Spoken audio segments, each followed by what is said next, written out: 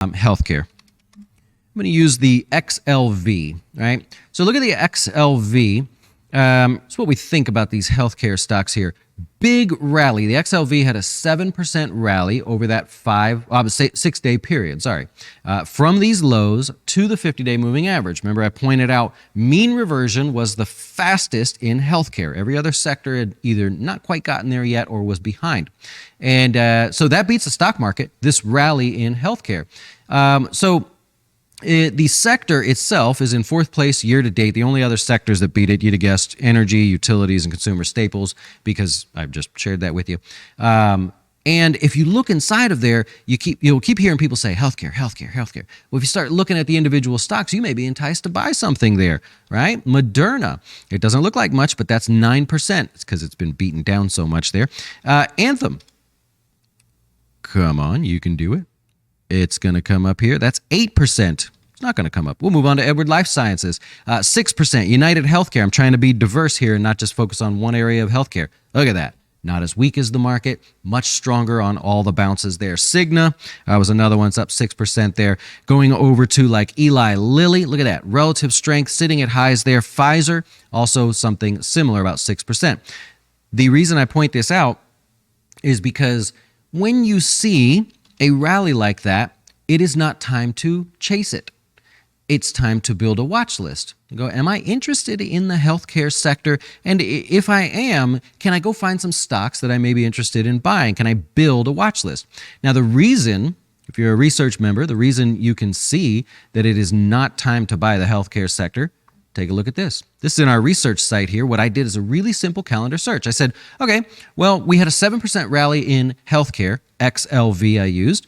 And I said, how often have we had greater than a 5% rally in a week looking back 30 years? It's happened 34 other times in the last 30 years. Basically once a year. So boom, we just got our once a year rally. Going forward, there is a perfectly flat line in terms of performance. Chop, chop, chop. Just back and forth there. Median return, negative 0.5% basically. It's only positive 36% of the time out of all these other events that have happened. And then if you're a research member, you can, all the data's there. You can export it, have fun with it, do whatever you like. So looking forward now a week, we don't expect much. So why would I chase that? If I know, remember, this is not to say that this is what's going to happen. This is finger in the wind. Right? Whenever that happens, what's the temperature like outside? Is it going to happen again? Is that the sign of momentum? Should I be excited? No. It is the beginning of calm. Just wait. There's nothing to be hurry in about, right? All the people that see stuff take off and they go, I got to be in. In this case, it's time to sit back and just go, well, let me find something interesting that I may want to buy if it either is calm for the coming week or maybe if it pulls back a little bit. I would prefer the pullback. So do we have some stocks we can look at here? I put together a little list. These are not recommendations. These are ideas to get you to start thinking about, well, yeah, I like those kind of plays. I'm interested in that. Here's one of them, AbbVie. It's a break of a downtrend. So it was in a downtrend, and this most recent rally, it did participate with the sector and the market, so that's good, and it broke the downtrend. If you like looking for stocks that have pulled back and your requirement is that you buy them once they pull back from breaking the downtrend, well, this goes on a watch list. I don't know that it pulls back for you, but if it does, that fits your criteria. Maybe you'd want to look at something like that. Bristol Myers.